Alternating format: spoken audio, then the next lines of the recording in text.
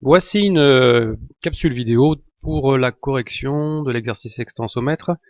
Cette capsule vidéo va vous permettre aussi de vous approprier une méthode rapide pour tracer des intervalles. Donc je rappelle l'énoncé de l'exercice. Donc on a trois instruments A, B et C, trois extensomètres qui permettent de mesurer la largeur d'une faille. Les trois mesures sont données dans cette colonne.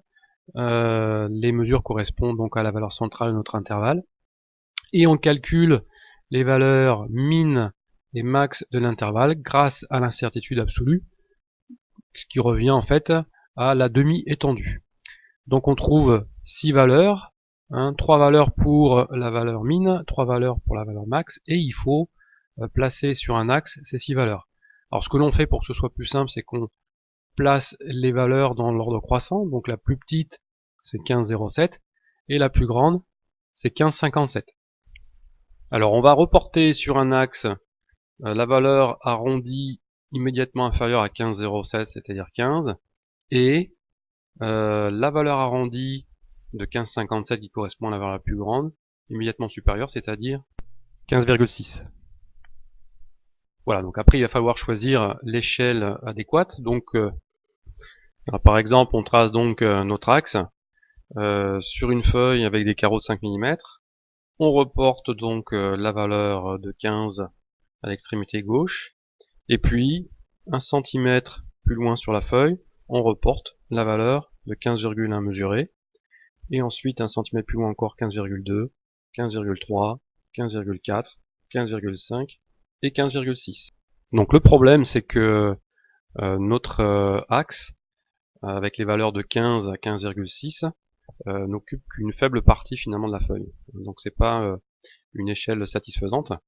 Donc on va choisir une échelle qui permet en fait de occuper plus de 6 cm en tout cas de la feuille. Donc on va faire un essai avec un autre exemple d'échelle.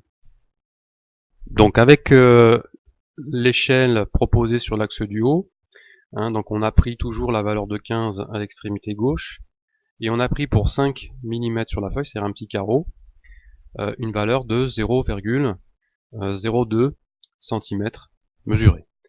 Comme ça on arrive au bout de 2 cm et demi en fait à la valeur de 15,1 mesurée, et l'intérêt c'est qu'on vient là occuper une grande partie de la feuille. De la même manière on va placer comme ça 15,2 au bout de 2 cm et demi, 15,3, 15,4, 15,5 et 15,6. Une autre méthode, c'est une échelle un peu plus grande, c'est-à-dire qu'on part de 15 ici, vous voyez, sur la gauche, et cette fois-ci, un petit carreau correspond à 0,01 cm à mesurer, c'est-à-dire 15,01, 15,02, 15,03, etc., jusqu'à 15,1. C'est-à-dire qu'entre 15 et 15,1 sur la feuille, entre 15 et 15,1 mesuré, pardon, eh bien, on a 5 cm. Alors que sur l'échelle du haut, sur l'axe du haut, on a entre 15 et 15,1, on a 2,5 cm. Donc ça permet comme ça, de manière progressive, de tracer notre axe et de ne pas s'encombrer par contre avec de facteurs d'échelle. Ensuite, il faut placer les points. Donc on va prendre trois exemples. Ici, le point 15,07. 15,07, on regarde 15,02, 15,04, 15,06, 15,08, donc 15,07 c'est entre les deux. Et on le fait voilà de manière on va dire approximative. On n'a pas besoin d'être très précis pour tracer les intervalles. Deuxième exemple avec 15,281. Donc là on a 15,2, 15,22, 15,24, 4,26, 4,28, donc 15,281 c'est ici.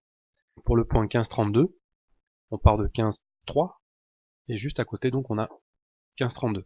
Si je fais la même chose sur l'axe du dessous, pour placer 15,07, donc on est 15 à l'extrémité, 15,01, 15,02, 3, 4, 5, 6, 15,07, ici exactement sur ce trait. Pour 15,281, même chose, on part de 15,2, et au bout de 8 petits carreaux, on a donc 15,28. 15,32 de la même manière, on part de 15,30, ici, 15,30, 15,31 et 15,32. Voilà, une méthode rapide pour tracer des intervalles. Maintenant, c'est à vous de jouer.